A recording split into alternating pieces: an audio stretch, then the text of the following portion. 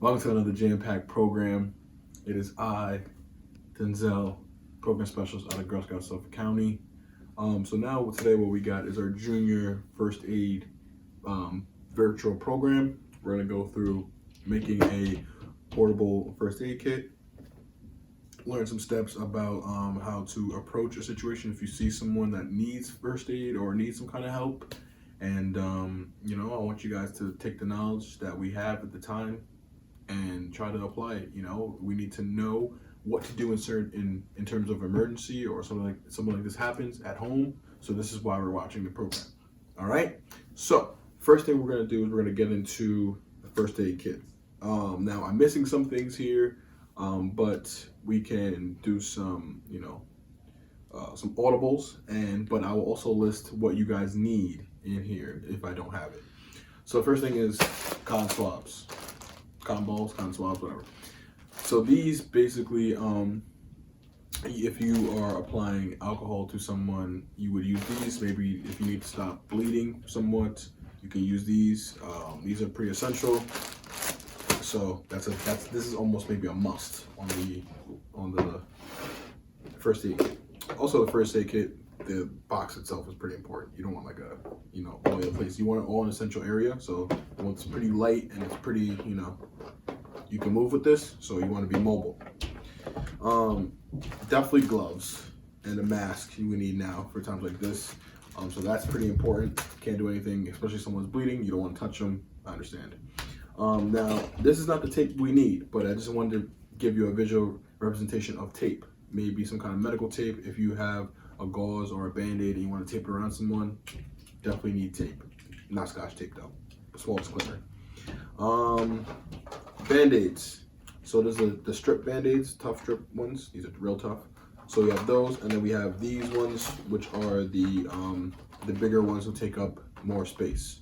So depending on the cut or the wound, depends on what kind of band-aid you might need.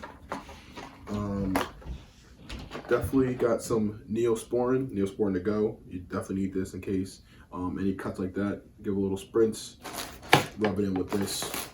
Or we got some cotton swabs if you want to be more precise. You can be more exact with the cotton swabs and apply it over a small area or around a cut or wherever you need be. Two more important things. I got the hot hands and I got the ice pack. These are all, if you need to heat something up or ice someone, these are definitely essential. These are probably single use, so after you use it once, you have to get rid of it. Another thing is this is a ace bandage for your ankle. If let's say someone hurts their ankle, you can use this, but this would represent the ace bandage that you would wrap around someone. Let's say if there's a gash on their arm, you want to wrap it around them, you would then use something like this, but this represents the ace bandage. Another thing you might need are some small scissors in case you need to cut things, especially if you need to get to someone's chest or their heart, you need to cut a shirt. That's something you may need. And alcohol wipes, definitely important. You need those to clean off anything or wipe everything off. Either that or you have a small bottle, like a travel size of alcohol itself, so that you can clean off any cuts before you put the Neosporin or anything else on there. So now that we got the essentials in there, we're going to get to how to pretty much approach a situation if someone is needing emergency help right away. So stay tuned, grab a seat, grab a snack, and we'll come back and we'll talk about how to help someone who's in dire need of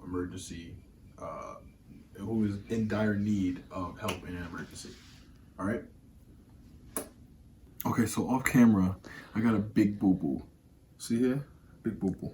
X marks the spot. It's bleeding, but luckily for me, I have my first aid kit, so I'm gonna try to show you guys what you would do if you're helping someone or if you need to help yourself. First of all, gloves are important. I'm not gonna put them on because these are our only pair, so I'm gonna just show you what you do. Gloves first, obviously. Face mask if needed. All right, so now what we're gonna do is we're gonna take the alcohol wipes and we're gonna clean our cut, right? So this may burn, obviously, because it's a cut. Oh, oh my God. Oh no. Oh, it burns so bad. Look, that even looks like I'm bleeding, right? Look at that. Give you guys a full look. So we'll take another one. We'll just clean off any excess blood or anything like that.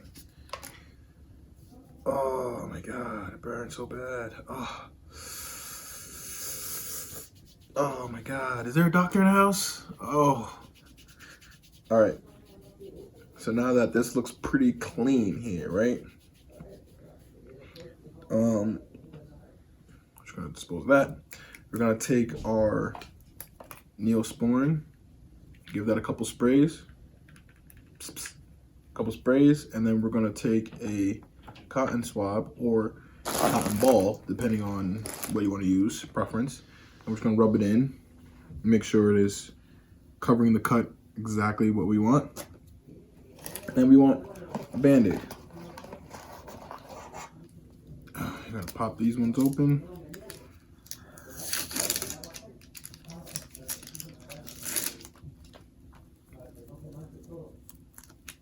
This is a clear Band-Aid. What's better to do is sometimes you want to put one half on there already and then peel the other half off so you don't have situations like this where it's already sticking to something prior to you putting it on. Oh, I feel better. Now, sometimes if it's a deeper cut, what you want to do is you'd want to apply pressure on it. So you maybe want to take a piece of the person's shirt. Maybe you have a towel or some cotton swabs, and you want to apply pressure on it to stop the bleeding. There, you would then put some gauze on there, or you could spray it, clean it off actually. Wipe it off, clean it off, put some gauze on there, and then put like a big ace bandage wrap around it. So it keeps the pressure on it and it stops it from bleeding. That's a big thing if you guys are, let's say if something happens and you need to attend to a wound before medical personnel comes in. This is something you guys want to take and know how to do beforehand. All right, so now we're going to get into emergency crisis situations, and this is basically what you would do. Like I said before, like if something happens and you're at home, and this is before you actually before the ambulance is called, or if they're called and they're on their way, something you want to do while they're on their way or before they get there. This is something you want to know. All right, so we're going to get into that next. Stick around. So now what we're going to do is we're going to get through some things, the first steps of helping with an emergency if someone needs emergency help. So the first thing you want to do is you want to scope out the situation, assess the situation. You want to see how many victims you have, if there's any witnesses that saw what happened, how long ago did it happen, is there any signs of life, is there any fatal signs on the victim. These are some things you want to gather before medical personnel gets there. So what you want to do is you want to call the victim's name, or if you don't know the name, sir, ma'am, whatever have you. You want to start while you're approaching the scene, sir, ma'am. You can't get them, maybe kneel close to them, not directly next to them, but maybe get their attention that way.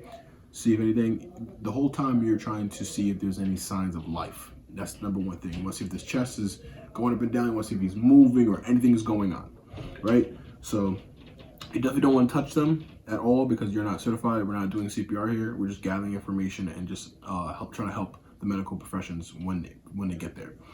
So you're not touching them. You're trying to get their attention. You want to check if they're breathing, any signs of life.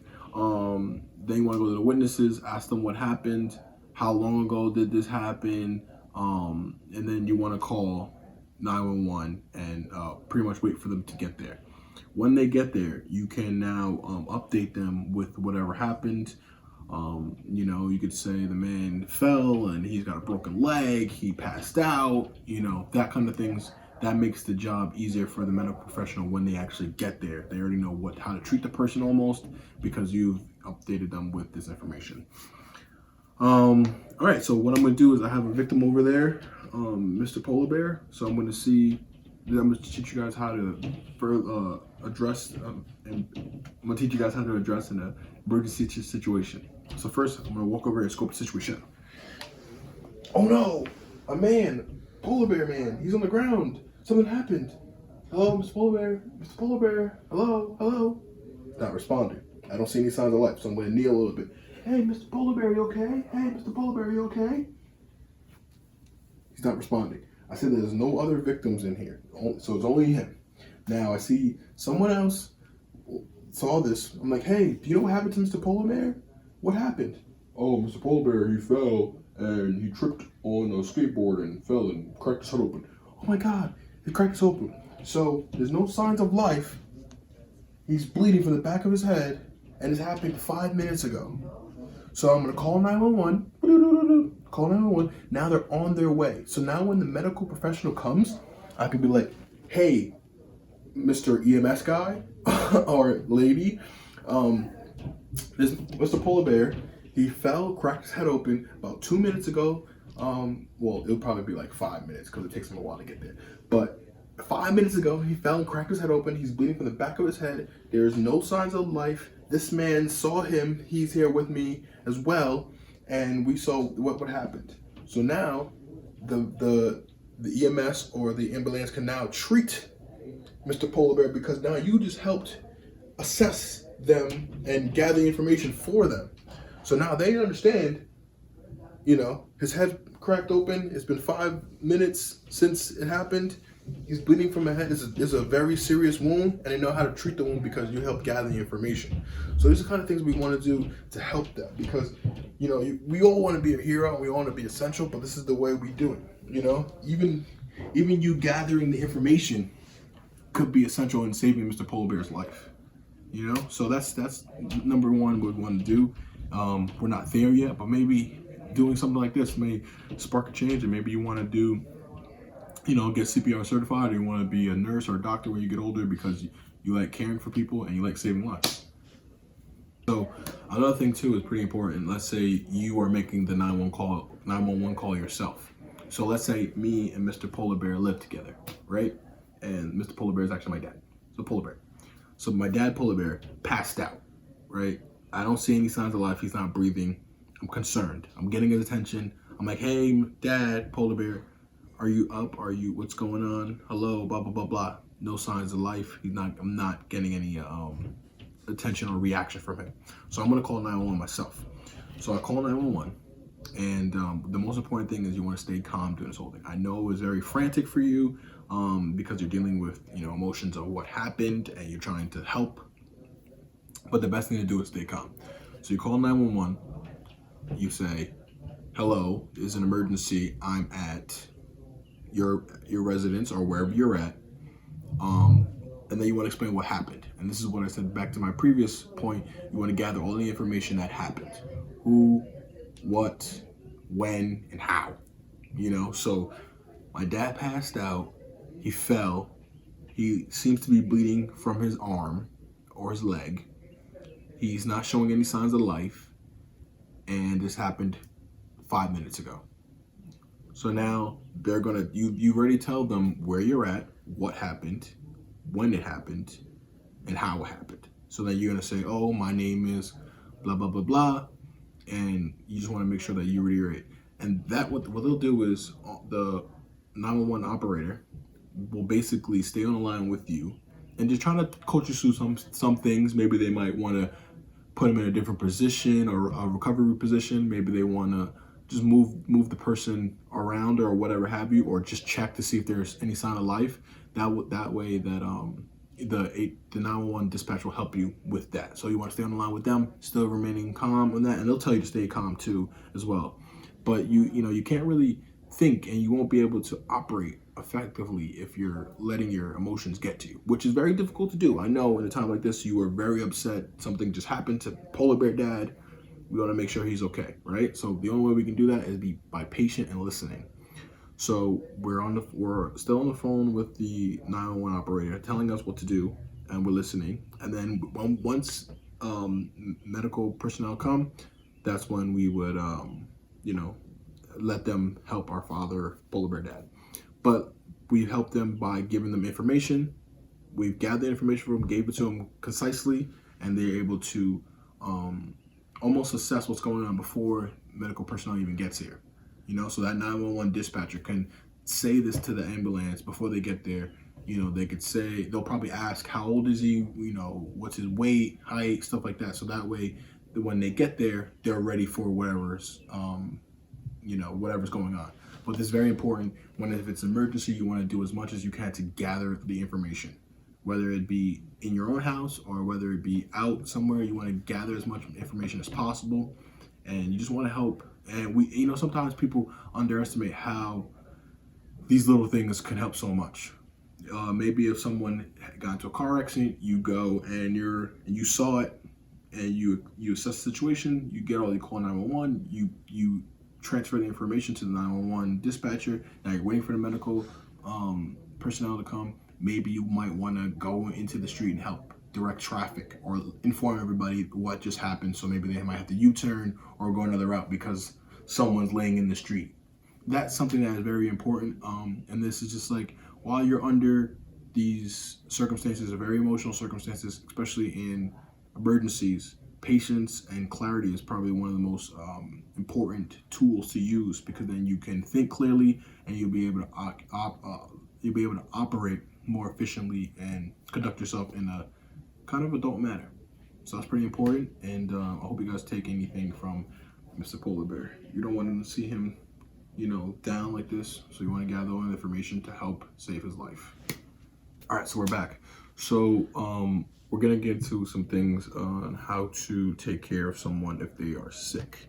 Now, I know times like this right now makes you really want to be extra careful because of Corona, stuff like that. So you definitely want to be gloved and masked up in the house. If let's say someone is just sick in their room, you want to literally quarantine them in the room, and whenever you go in there, gloves, mask, all that stuff. So fortunately, they're probably taking some kind of vaccine to help with the coronavirus. The only thing we can do at home is just pretty much give them their space and try to disinfect as much as we can. You want to give this family member or whoever a lot of liquids, maybe some fruits to help with their immune system. I know blueberries and raspberries are good with antioxidants. That helps. Celery is really good for your immune system. Cinnamon is really good for your immune system. Some of these things are just really good that they can help boost them on top of the medication they probably are already getting. But yeah, like I said, you want to make sure you were disinfecting everything. They're probably going to have to use the bathroom, so disinfecting that quite often. You want to make sure that you limit the spread of the virus, even if it's someone's quarantined in your house with it. So that's another super important thing you guys need to worry about. Now, what I want you guys to do, personal challenge to you guys, this is your homework. I want you guys to practice how to assess a emergency situation in the house with your parents. I want you guys to obviously not call 911, but practice on how to speak if you were ever on the phone. You could practice with your parents, pretending to call 911, and how to basically gather information and what is a concise way to convey that information to the dispatcher. And then I want you guys to make your own portable first aid kit. You probably will have more stuff in it than I will. And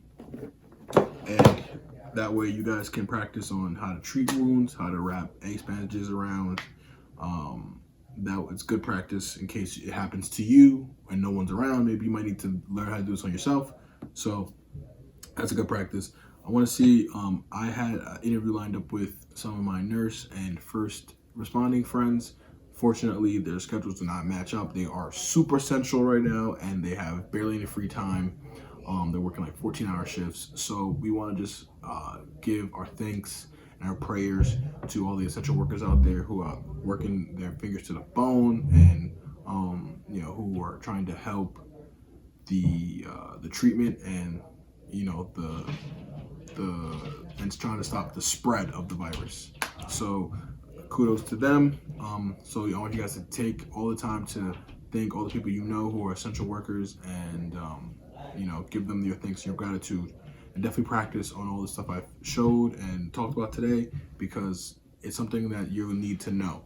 And it's maybe you won't need it now, but when you need it, it should be ready to go. And my thing is, stay ready, because you never have to get ready. If you stay ready, you'll never have to, wonder around how to do this or whatever. It should be like riding a bike. You never ride a bike in 10 years, but as soon as you hop on the bike, you already know what to do. So that's the important thing now, is to get ready and stay ready so that you never have to get ready again. All right, so learn all this stuff here, and then we'll be back. All right, so that was our program. I hope you saw that I treated my huge gash, which I have now. I'm all better. I've nursed myself back to good health. We went over making a portable first aid kit. We helped gather information to help save my dad, Polar Bear, who's still waiting for medical attention. But yeah, so that's number one thing, is to make sure you guys are being safe and healthy and staying home. I want to just take time out to say thank you for joining the programs and all the essential workers who are working out there hard and diligently. And yeah, so you can follow us on Instagram, Girl Scouts_SC, at Facebook at Girl Scouts of Suffolk County. It is Denzel, Program Specialist, and I love you guys so much. I'll see you guys next week for another jam-packed virtual program.